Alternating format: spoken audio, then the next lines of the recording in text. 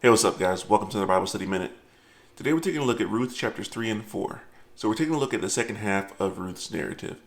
And what we ultimately see is that this story is less about Ruth and it's more about Boaz and his character and what he does.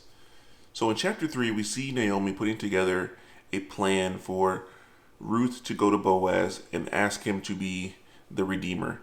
And Ruth agrees to this. Sure, she could go out and try to find some younger guy, but she has found favor with Boaz, and she heeds Naomi's words and does this.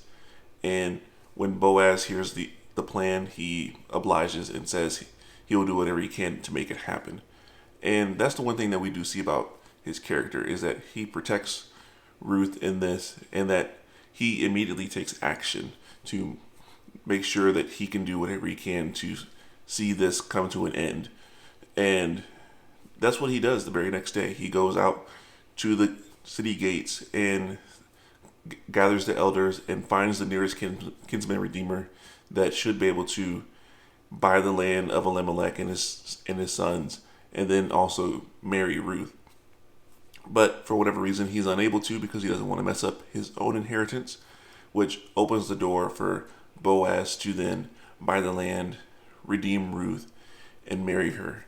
And then as a result of all this, we see the Lord opening her womb, blessing them with a child that they name Obed. And then we just see happiness with both Ruth and Naomi in this circumstance. And then ultimately we see that Obed is the grandfather of David, who will be king over Israel. So the kind words and prophecies that were spoken about this child and this family do come to pass. But ultimately, like I said, the story is about Boaz, because Boaz is the kinsman redeemer for Ruth and her family.